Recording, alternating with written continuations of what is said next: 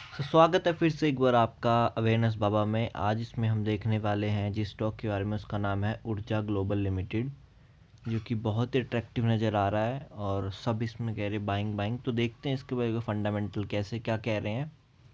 सबसे पहले ये इंडस्ट्रियल अगर देखें किसी बिलोंग करता है, सो एनर्जी, रिन्यूएबल एनर्जी से ये डील करती है कंपनी। और बेसिकली जो हमारे बैटरीज होती हैं या सोलर सिस्टम, इनसे इनका लिंक है।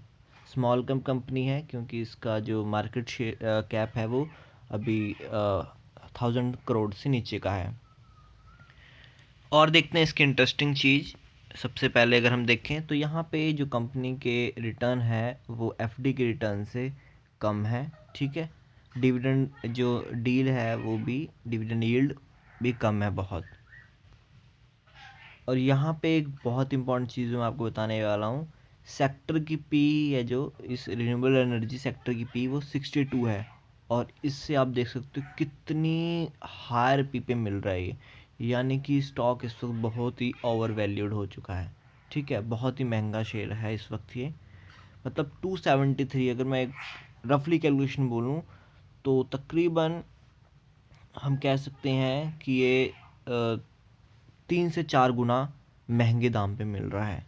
ठीक है, और यहाँ पे अगर यील्ड की बात करें तो इस सेक्टर की जो यील्ड है वो है 0.73%। और यहाँ पे कंपनी से हमको कोई यील्ड यहीं भी नहीं मिल रही है। देन एक बार हम इनके फाइनेंशियल पर देखते हैं कि वो क्या कहते हैं। सो नंबर ऑफ फाइनेंशियल अगर हम चेक कर लेते हैं, उनसे थोड़ी हमको ज़्यादा डिटेल मिल जाएगी। सो अगर हम टोटल रेवेन्यू की बात करें तो वो तो हमको इंक्रीज़ होते देखने को मिल रहे हैं। आप देख सकते हो 2012 में 105 से ये धीरे धीरे धीरे धीरे धीरे धीरे बढ़ रहे हैं। और यहाँ पे अगर हम 19 से लेके 21 तक की बात करें तो ये धीरे धीरे बढ़े हैं। फ़िलहाल 2021 में जो रिज़ल्ट थे वो इतने कुछ खास नहीं थे as comparison to previous one, but फिर भी अगर हम देखें तो ये गुड नंबर है। और यहाँ पे एबिलिटा देखें अगर हम, तो ये भी धीरे धीरे बढ़ा ही है। और 20 और 21 में तूफान मचाया हुआ इसने। ठीक है, देन अगर नेट इनकम देखें हमें कि कंपनी को फाइनल कितना प्रॉफिट चल रहा है, सो वो आप देख सकते हो अपनी स्क्रीन पे, थोड़ा थोड़ा बढ़ रहा है ये। राइट, अगर हम देखें इसको 2012 से, तो 2012 में ये कुछ 0.73 करोड़ का था और धीरे धीरे ये बढ़ता हुआ आ रहा है। देन करंटली अगर देखें 2020 और 21 में एक अच्छा प्रॉफिट कमाया है कंपनी ने। बट 2019 में आप देखो, कोविड के टाइम की बात होगी आई थिंक ये, सो ये ज़ीरो में था। ठीक है, और देखते हैं कुछ इंपॉर्टेंट चीज़। ईपीएस देखते हैं, ईपीएस भी मुझे लगता है बढ़ना चाहिए अगर एबिलिटा बढ़ रहा है तो। सो अर्निंग पर शेयर भी पिछले दो ही फाइनेंशियल ईयर में कुछ कुछ इंक्रीज़ हुई है, 0.02 से 0.03। राइट, अब हम एक बार देख लेते हैं इसकी क्वार्टरली क्या परफॉर्मेंस चल रही है, क्योंकि वो बहुत इंपॉर्टेंट है कि क्वार्टर में क्या परफॉर्म कर रहा है। ईयर एंड बेसिस तो फिर भी ठीक ही चल रहा है। क्वार्टर में अगर आप देखते हो तो यहाँ पे ये धीरे धीरे बढ़ ही रहा है क्वार्टर में भी। जून 2020 में थोड़ी कम हुआ था, बट धीरे धीरे बढ़ा है। और यहाँ पे एक चीज़ है कि जून में भी इसकी इनकम कम हुई है। ठीक है, सितंबर का डाटा अभी तक अपडेट हुआ नहीं है। यहाँ पे हम नेट इनकम देखें तो नेट इनकम भी आई थिंक ये इंक्रीज़ ही हुई है।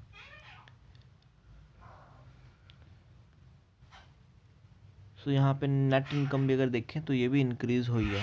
राइट, सो नेट इनकम भी हमको धीरे धीरे इंक्रीज देखने को मिल रही है। बट जून क्वार्टर की 2021 उसमें थोड़ी डिप है as comparison to previous one.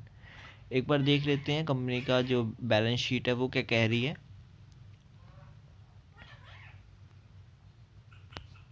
So balance sheet एक बार देख लेते हैं कंपनी की। बैलेंस शीट में अगर टोटल एसेट देखें तो वो बढ़ ही रहे हैं। ये बिल्कुल गुड इंडिकेशन है कि किसी कंपनी के एसेट बढ़ रहे हैं। ठीक है, लायबिलिटीज़ देख लेते हैं, लायबिलिटीज़ भी बढ़ ही रही हैं। ठीक है, एज़ कंपैरिजन टू अगर एसेट की बात करें तो लायबिलिटीज़ अभी कम है। सॉरी, लायबिलिटीज़ ये है। सो लायबिलिटीज़ भी धीरे धीरे बढ़ रही हैं, ठीक है। एज़ कंपेरिजन टू अगर हम बात करें एसेट की, तो हमारे पास 529 करोड़ है, वहीं पे 357 करोड़ इस पर लायबिलिटीज़ है। तो इतना कुछ खास नहीं है, एकदम नॉर्मल है, अच्छी है ये, मतलब अगर लायबिलिटीज़ देखें हम इसमें। देन एक बार हम इसका कैश फ्लो भी देख लेते हैं कि कितना कैश फ्लो है। सो कैश फ्लो भी चेक कर लेते हैं एक बार। कैश फ्लो देखें तो यहाँ पे कैश फ्लो में इस financial year I think problem हुई है। फाइनेंशियल ईयर 2021, यहाँ पे आप देख सकते हो 20 और 21 में क्या है, 20 में माइनस में थी, और अगर बात करें 21 की तो वहाँ पे ये -8 करोड़ में है, ठीक है। और पीछे भी आप देखो कैश फ्लो इतना कुछ मेंटेन नहीं है, लॉस में थी।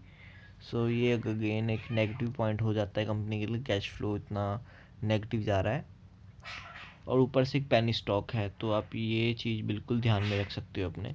एक बार हम इसके चेक करते हैं कि शेयर होल्डिंग पैटर्न क्या है, किस तरीके का पैटर्न है, कहीं प्रमोटर हट तो नहीं रहे हैं। सो अगर शेयर होल्डिंग पैटर्न देखें एक बार, हम एक बार total promoter holding, so total promoter holding में कुछ खास नहीं है, कांस्टेंट है, कोई बड़ा बड़ा नहीं है। टोटल अगर हम देखें म्यूचुअल फंड का क्या है, सो ये एक नेगेटिव पॉइंट है कि म्यूचुअल फंड इससे दूर है, उसकी कोई अभी इनमें इन्वेस्टमेंट नहीं है, ठीक है। हालांकि अगर म्यूचुअल फंड होता तो एक पॉजिटिव साइन हो सकता था ये इन फ्यूचर। फॉरेन इन्वेस्टर का देख लेते हैं, और यहाँ भी एक लो पॉइंट है कि फॉरेन इन्वेस्टर नीचे नीचे आए हैं, 47 से लेके आज ये 0.43% पे हैं। रिटेल आई थिंक इसमें फिर घुसा होगा बढ़ के, क्योंकि पेनी स्टॉक है। यस, सो आप देख सकते हो 58% ये इसमें कौन है, रिटेल। हम आम लोग ही हैं जो कि पेनी स्टॉक की तरफ बहुत जाते हैं, ठीक है। और ये धीरे धीरे बढ़ा ही है, रिटेल इन्वेस्टर इसमें बहुत आए हैं। ये एक नेगेटिव साइन भी होता है कई बार कि रिटेल इन्वेस्टर इतने सारे कैसे आ सकते हैं, ठीक है।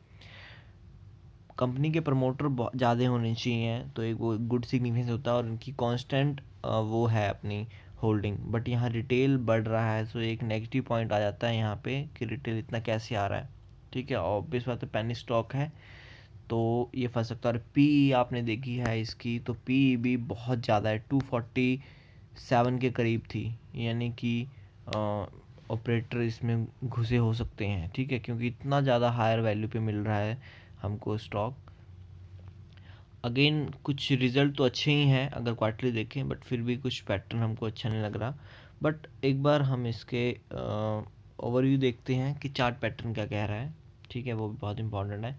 सो देखो आज भी अगर बात करें तो इसमें अपर साइड की लगा है 4% का, तकरीबन 4.5% का कह सकते हैं अपर साइड की लगा है आज के दिन में, ठीक है।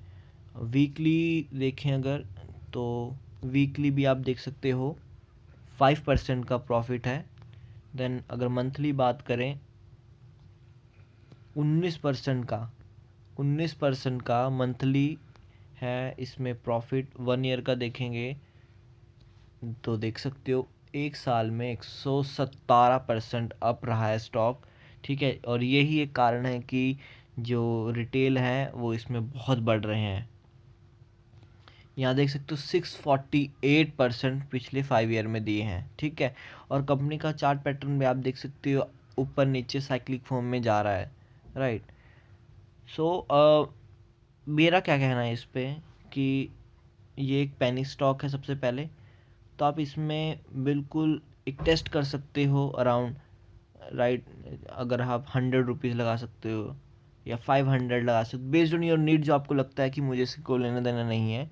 अगर बढ़ता है तो, बट अभी भी मुझे लगता है इसको इस वक्त ख़रीदना सही प्राइस नहीं है, थोड़ा डिप आने दो। 7.35 या 7 के आसपास अगर आता है तो जस्ट एक चेक करने के लिए, ठीक है। इन स्टॉक से हमको देखना चाहिए कि किस तरीके बिहेव कर रहे हैं। अगर इन्वेस्टमेंट करनी या लॉन्ग टर्म के लिए, तो ओनली जो कि ब्लू चिप स्टॉकर्स में कर सकते हैं, या जिनके फंडामेंटल स्ट्रांग है, ठीक है। टिकर टेपी इसको बता रहा है high risk, so I think जिनकी बहुत मेहनत की कमाई है, वो इनसे दूर रहना चाहिए। बट जितना अमाउंट आपको लगता है कि हाँ, मैं इतना अमाउंट मुझे कुछ फ़र्क नहीं पड़ता अगर ये वेस्ट पे चला जाता है, तो एज़ एक लर्नर आप उसमें इन्वेस्ट कर सकते हो, ठीक है। तो वो आपके ऊपर पूरा डिपेंड है। यहाँ से कोई बाय एंड सेल की रिकमेंडेशन बिल्कुल नहीं है। Thank you for watching. आपकी खुद की समझ होगी सबसे बेस्ट। आपकी सब जो भी इस कंपनी के बारे में था मैंने आपके सामने खोल के रख दिया है। Thank you for watching the video.